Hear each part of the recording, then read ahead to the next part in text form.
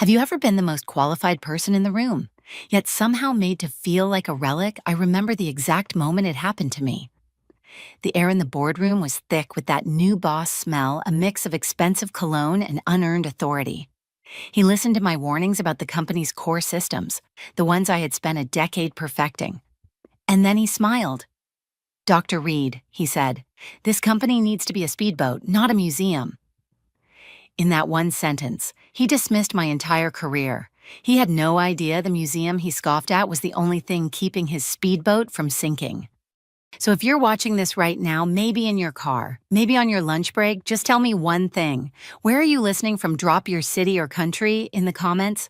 I want to know how far this story travels. And if something in you recognizes that feeling, stay with me. My name is Dr. Evelyn Reed, and for 11 years, I served as the chief architect of TechCore's entire digital infrastructure. My role was never about being seen. It was about building a fortress of logic and quiet precision that allowed thousands of people to do their work seamlessly and securely. I was mentored by the company's founder, Arthur Vance, a brilliant, patient man who understood that true innovation is grown in a garden, not forged in a fire. I remember sitting with him late one night during a system migration, surrounded by empty coffee cups and whiteboard scribbles. He looked at the humming servers and said, "Evelyn, build it to last, not just to launch. Anyone can create a spark. You are building the fireplace that will keep the company warm for decades." But Arthur was gone now, and his legacy had been passed to his nephew, a young man who clearly preferred the fleeting thrill of sparks over the steady warmth of a fire. That day in the boardroom, after Liam called my life's work a museum, I didn't offer a rebuttal. There is no point in arguing with a man who sees history as a flaw. I simply held his gaze and gave a slow, measured nod, a gesture that went completely unnoticed by him. He was too busy soaking in the reflection of his own authority, mirrored in the polished mahogany of the long table. The air in the room was chilled to a precise 68 degrees, but the tension was palpable. You could see it in the way our chief financial officer, a perpetually worried man named David, kept adjusting his tie as if it were strangling him. I knew he was mentally calculating the catastrophic cost of the disruption Liam was so casually proposing. You could see it in how the head of marketing had a smile so bright and forced it looked painful, already trying to figure out how to spin this inevitable disaster. They were all afraid, but I was not. I was disappointed, and disappointment is a much colder, clearer emotion than fear. Liam Vance had inherited his position, and he wore it like an oversized suit. So, flanking him, as always, was Marcus Thorne, the new chief operating officer. Marcus was a master of corporate flattery, a man whose entire career was built on being the echo in a powerful man's chamber. It was Marcus who clicked through the presentation, a masterpiece of hollow visuals they called "Disrupt the Legacy." The plan was as simple as it was catastrophic. They wanted to decommission the company's core operating system. To them, it was old. To me, it was the company's central nervous system, a complex, secure, and deeply integrated foundation I had spent years weaving into every aspect of our operations. They wanted to replace it with a flashy, off-the-shelf platform that promised everything on paper, but delivered nothing but risk in practice. The other executives shifted in their seats, their faces carefully neutral. They knew my work. They had been there when my systems had weathered a massive cyber attack without losing a single byte of data. They knew the foundation wasn't just old, it was armored. When I finally spoke, my voice was low and even, cutting through the self-congratulatory silence. "Liam, with respect," I began. "The system you're referring to isn't just legacy code. It is the load-bearing wall of this entire company. The structural integrity of our client data, our security protocols, and our market reputation all rest upon it." I paused, letting the weight of the words settle in the cold air. To remove it without a multi-year, phase transition would not just be reckless, it would be an act of architectural self-destruction. I kept my explanation simple, using a metaphor I hoped might breach his wall of arrogance. For a fleeting second, I saw a flicker of doubt in Liam's eyes. He was in over his head, and he knew it. He instinctively looked to his side, to Marcus, his silent validator. Marcus gave him the slightest, almost imperceptible nod, a tiny gesture that said, "Stay the course. You are the one in charge." That was all the permission Liam needed. His spine straightened, the mask of the bold visionary sliding perfectly back into place. He leaned forward, placing his palms on the table, and that's when he delivered the now infamous line about the speedboat and the museum.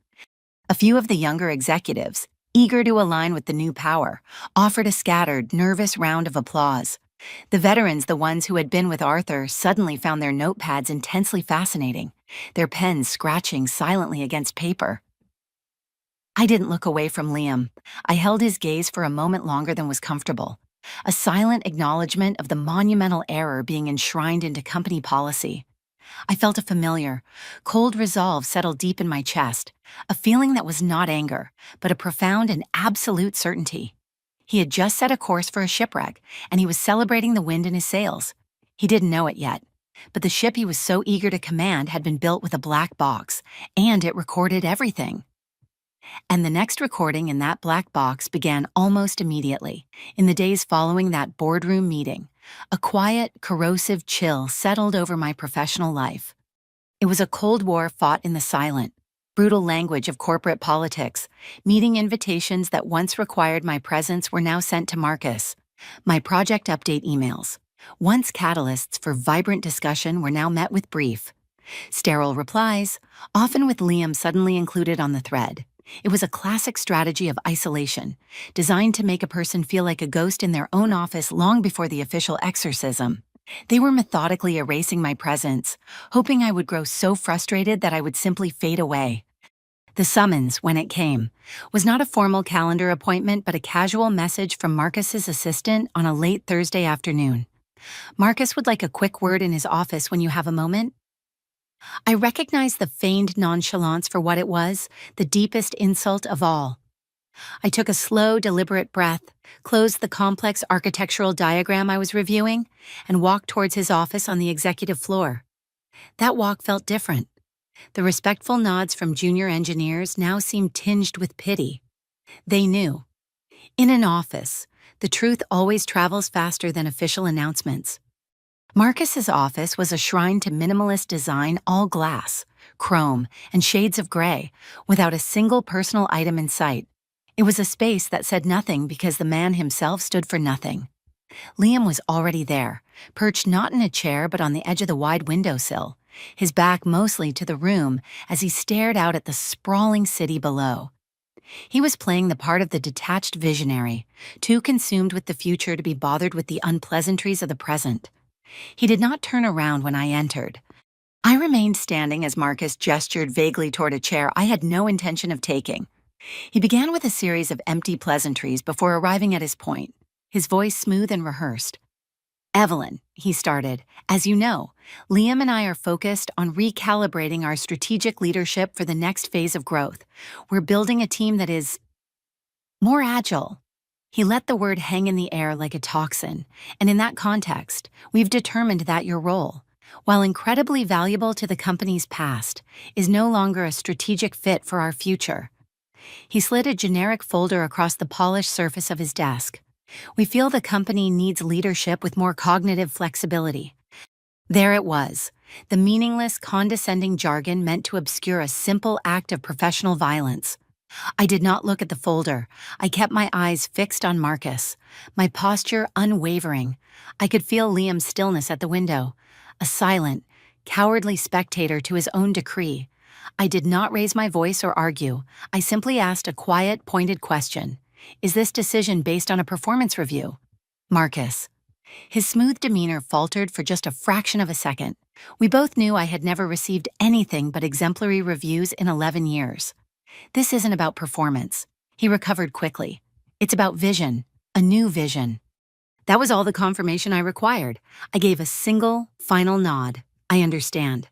My composure seemed to unsettle him more than any outburst ever could have. I turned and walked out, leaving the folder untouched on his desk.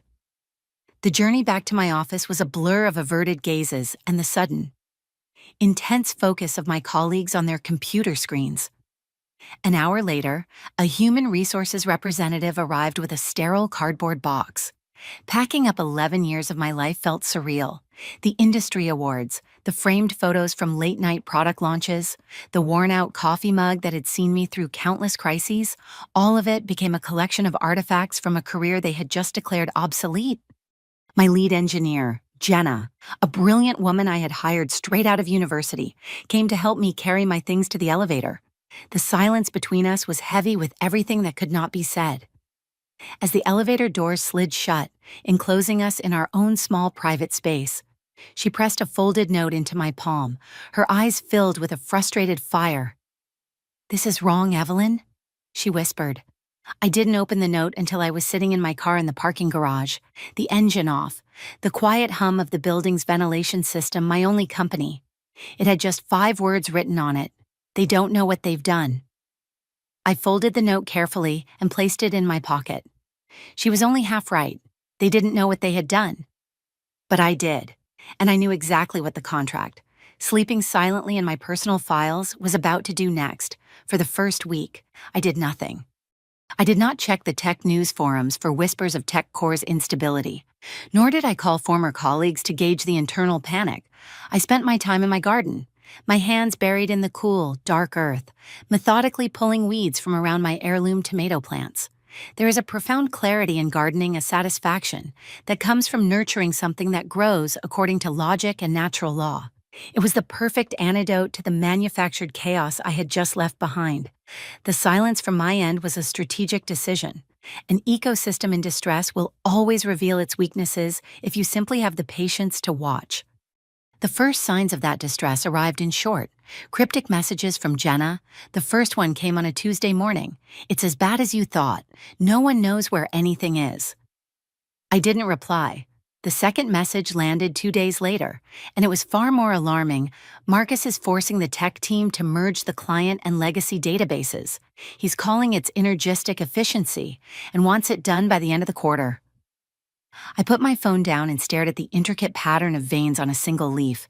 Merging those 2 databases wasn't just a bad idea. It was the digital equivalent of mixing drinking water with gasoline. One system was the stable, armored vault holding our client data. The other was the volatile, ever-changing sandbox for new development. To combine them hastily was to invite data corruption on a scale they could not possibly comprehend. I knew then it was only a matter of time. The moment of reckoning arrived on a quiet Saturday night. I was in my study reading a book on astrophysics, the house silent except for the gentle hum of the refrigerator. On a side table, my personal tablet, which had been dark for days, suddenly illuminated. It wasn't a loud notification, but a single, discrete line of text that appeared on the locked screen in a pale blue font. It read, "Security Protocol 7. Manual override attempted on core data archive." It was my digital tripwire.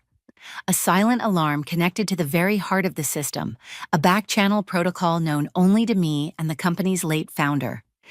My heart did not race.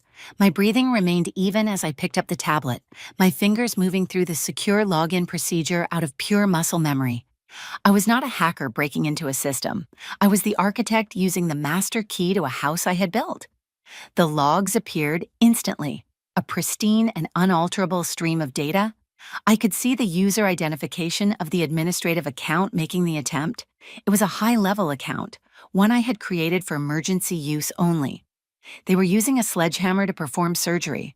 The logs showed their clumsy, repeated attempts to force a command, each one calmly and systematically rejected by the system's automated defense layers. My creation was doing exactly what I had designed it to do. It was protecting the company from its own leadership. I watched their failed attempts for nearly an hour, each line of rejected code a testament to their profound and dangerous incompetence. They were locked in a battle with a ghost. Unaware the ghost had written the very rules of their engagement. I felt no anger, no satisfying surge of revenge. What I felt was a deep, chilling sense of validation. I closed the tablet and placed it back on the table, the screen going dark once more. I had built the fortress, and now, from the outside, I was watching them try to tear it down with their bare hands, completely unaware of the sleeping dragon inside the walls. They were like children playing with matches in a library of priceless books, and they had no idea the librarian still held the master key to the fire suppression system. The fire suppression system I had built was holding, but I knew they would not stop playing with matches. For 2 weeks, I heard nothing beyond a few anxious messages from Jenna about mounting internal frustrations, and I let the silence stretch. I was giving them all the room they needed to make their next inevitable mistake. I was sitting in a small, quiet coffee shop downtown, scrolling through the morning's financial news on my tablet when I saw it. The headline wasn't sensational, which somehow made it worse. It was a calm, factual headline from the Wall Street Journal: Apex Capital suffers critical trading halt, cites infrastructure failure from service provider TechCore. I read the article slowly, my coffee growing cold in my hands. The platform had frozen at 9:31 a.m., 1 minute after the opening bell of the New York Stock Exchange, for 3 excruciating hours. One of the nation's largest investment firms had been completely paralyzed, unable to execute trades worth hundreds of millions of dollars. This wasn't just a technical glitch, it was a catastrophic failure on a public stage, a profound betrayal of the trust that serves as the absolute bedrock of the financial world. The article quoted a TechCore spokesperson, stating that new leadership was working aggressively to resolve the issue, a sterile corporate phrase I recognized immediately as a euphemism for outright panic. I felt a cold, heavy certainty settle in my stomach. This was the first domino to fall in a way the entire world could see. My phone buzzed a few moments later with a message from Jenna. All hands emergency meeting. Liam and Marcus are in full damage control. They're looking for someone to blame. I didn't need to ask who that scapegoat would be. The confirmation arrived an hour later, in the form of a forwarded company-wide email. Jenna had sent it with a simple 2-word preamble. "I'm sorry, Evelyn." The email was signed by Liam, but the language had Marcus's fingerprints all over it. It was a masterclass in corporate deflection. As we pioneer a new era of innovation at TechCore, it began. We have discovered some deep-seated vulnerabilities within our legacy architecture. The unfortunate disruption experienced by our valued partner, Apex Capital, was a direct result of these previously undocumented weaknesses. Our team is working tirelessly to not only correct the immediate issue, but also to accelerate our transition to a more modern, secure, and resilient platform. I had to read that paragraph twice to fully appreciate its audacity. They weren't just blaming my work, they were using the failure they had engineered as justification for the very strategy that had caused it. They were setting a fire and then claiming the fire was proof that the old fire station needed to be demolished. It was a lie, but a clever one, crafted to sound plausible to the board, to the employees, and to any clients asking nervous questions. They were building a narrative, and I was its designated villain. I took a slow sip of my now lukewarm coffee. Anger is a fleeting, unproductive emotion. What I felt was a profound sense of clarity. They had just made a critical error, one far worse than attempting to merge 2 databases. They had put their lie in writing and distributed it to the entire company. They had created a permanent, time-stamped record of their own deceit. I carefully saved the forwarded email to a secure, encrypted file on my personal server. This document was no longer just a piece of internal communication, it was evidence. They had called the failure a glitch from an outdated system. I called it the first domino, and I knew, with absolute certainty, that the rest were already wobbling. I held on to that email for 72 hours. I didn't forward it to a journalist or post it online. I simply let it sit, a digital time bomb, while I considered my next move. Revenge, I have always believed, is a clumsy and imprecise weapon. A contract, however, is a surgical instrument. On Wednesday morning, I called my lawyer, a meticulous and soft-spoken man named David Miles who specialized in intellectual property. He listened patiently as I explained the situation, not with emotion, but with the same dispassionate clarity I would use to describe a system architecture. He understood immediately. We were not going to file a lawsuit. We were not going to make a threat. We were going to send a letter. The letter was a masterpiece of professional restraint. It was printed on simple, Elegant letterhead and sent via courier to the personal office of TechCore's general counsel.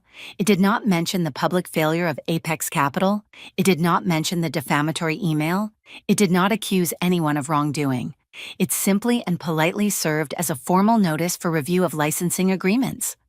The letter referenced a single overlooked clause in my original employment contract, a key person provision that Arthur Vance himself had insisted upon years ago.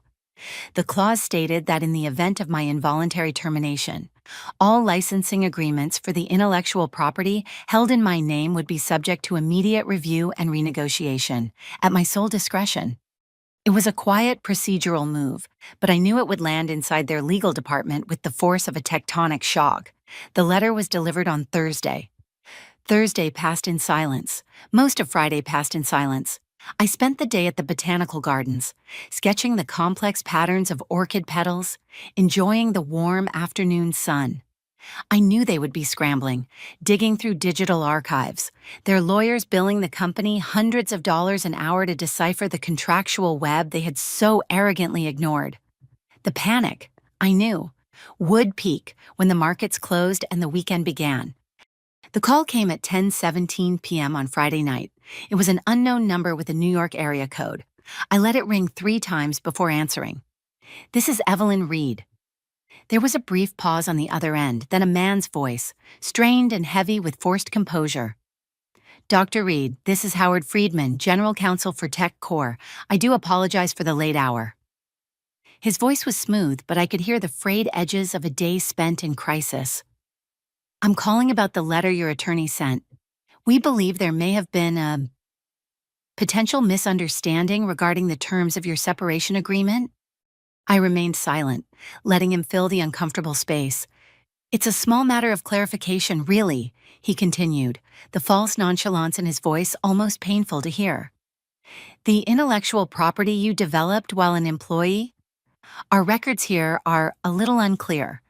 Marcus Thorne had personally assured our team that all such property was wholly company-owned."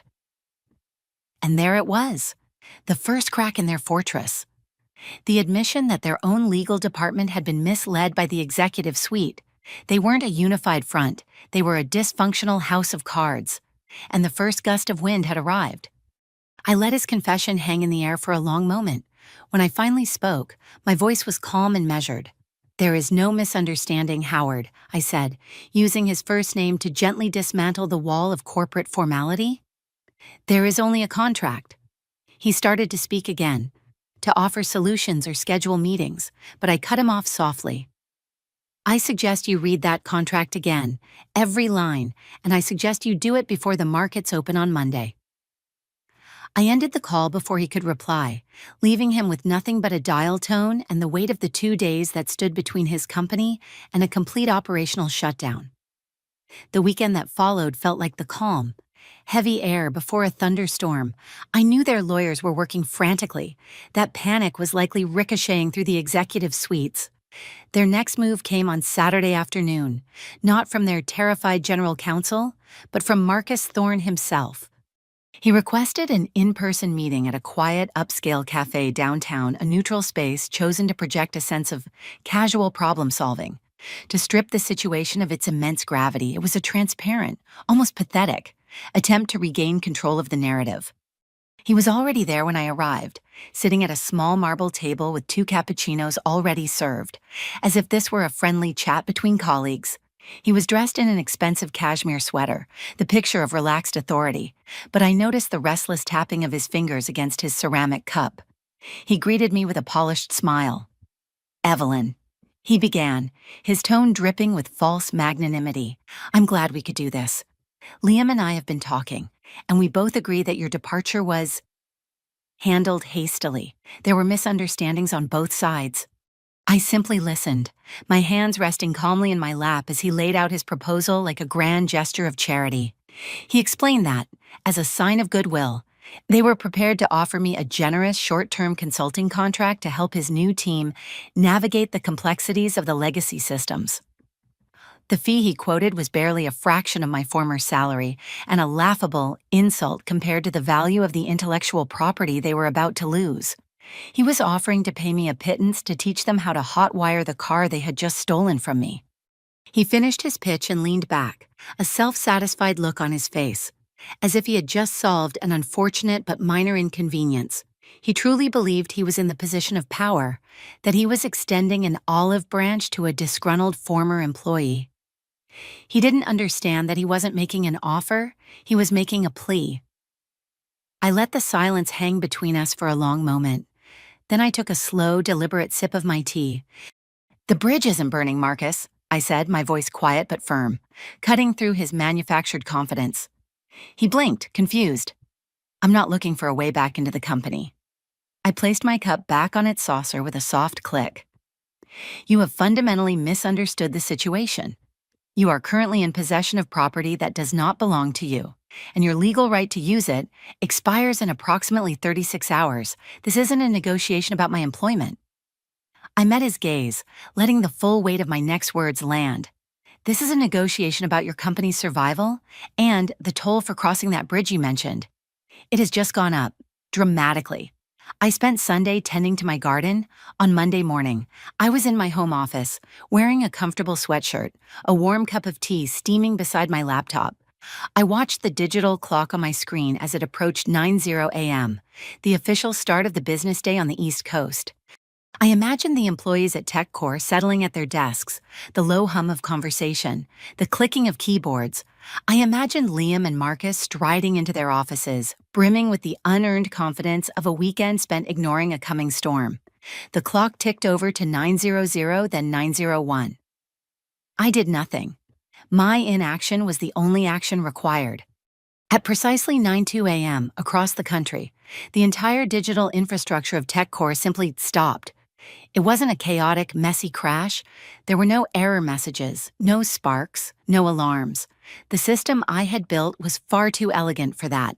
Instead, as the licensing agreement for my patents officially lapsed, the network entered a secure hibernation state. It was a feature I had designed years ago to protect the company's data in the event of a catastrophic security breach. Every client portal, every internal database, every security protocol was instantly frozen and locked behind a cryptographic wall to which only I held the key. The data was perfectly safe, but it was also completely inaccessible. The company didn't break, it was put into a deep, dreamless sleep. I took a slow sip of my tea, the warmth spreading through my hands. I knew what the silence on my end would mean for them. No one would be able to log in. No developer could access their code. No executive could run a report. The entire billion-dollar machine was now a silent, useless monument to their arrogance. A few minutes later, my phone lit up with a single text message from Jenna.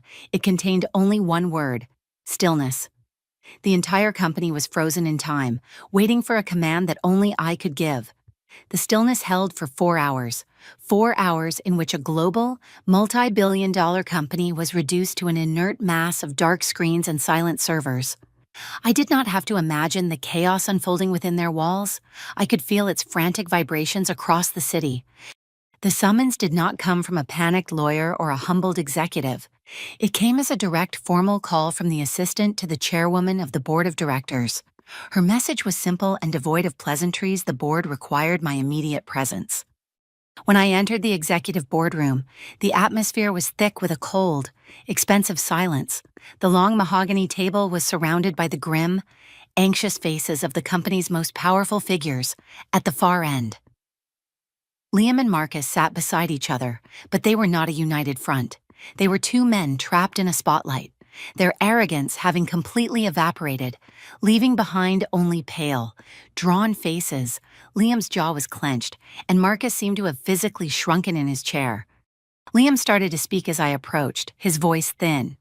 "Evelyn, there's been a catastrophic—" But he was cut off by a sharp, dismissive glance from the woman at the head of the table. She was Eleanor Vance, the company's matriarch and Liam's aunt. She did not acknowledge her nephew. Her steel-gray eyes were fixed solely on me, and in them I saw not anger, but a blunt and pragmatic recognition of the new reality. She had ignored the architect, and now the entire building had gone dark. She waited until I had taken a seat directly opposite her. "Dr. Reed," she said, her voice clear and devoid of any emotion. Thank you for coming. We are, as you are aware, in a state of operational paralysis. She paused, letting the formal understatement hang in the air. What is required to restore functionality? I let Eleanor Vance's question hang in the cold, still air of the boardroom, meeting her gaze across the long table. The room was silent, every board member watching me, waiting. I did not look at Liam or Marcus. To acknowledge them would be to grant them a relevance they no longer possessed. My focus was solely on the woman who held the real power. Functionality, Eleanor, I began, my voice calm and even, is a simple matter of negotiation. A new permanent licensing agreement for my intellectual property will be required, one that accurately reflects its foundational role in this company's entire revenue stream. I paused, letting that first condition settle, but restoring this company's reputation, that is another matter entirely. I looked slowly around the table, at each of the silent figures. Reputation requires the removal of the disease that has infected this organization. It requires the immediate and unconditional termination of both Liam Vance and Marcus Thorne for gross mismanagement, and for deliberately placing the company's assets and client relationships at catastrophic risk. Liam shot up from his chair, his face flushed with rage. This is extortion. She's the one who— You will be silent, Liam, Eleanor commanded, her voice like ice. She did not raise it, yet it cut through his outburst and silenced him instantly. He sank back into his chair, utterly defeated. Eleanor's gaze returned to me. "And your final term, Dr. Reed." "Finally," I said, "to ensure this never happens again, a new framework will be established to protect and properly credit this company's innovators. It will be an independent trust, and it will be funded annually, not by the company's research budget, but directly from the executive bonus pool." The board did not deliberate for long. My terms were not a negotiation. They were the logical solution to a crisis of their own making, within 24 hours. Liam Vance and Marcus Thorne were quietly scrubbed from the company's executive page, their exits shrouded in vague corporate language. A new competent chief executive officer with an engineering background was appointed by the end of the week. Under my guidance as an external consultant, the systems were restored, and the innovators' trust, funded by the now reduced executive bonus pool, was formally established. I did not return to the company. My work there was finished. 6 months later, an email arrived in my inbox. It was from a young female engineer at Tech Core, the first recipient of the new grant. She wrote to tell me she had just successfully filed her first patent, a new security protocol she had developed, under her own name, fully protected by the framework I had insisted upon. Her email ended with a simple line, "Thank you for building a door for us to walk through." And in that moment, I realized the most powerful and enduring system I had ever designed was not made of code, it was made of precedent.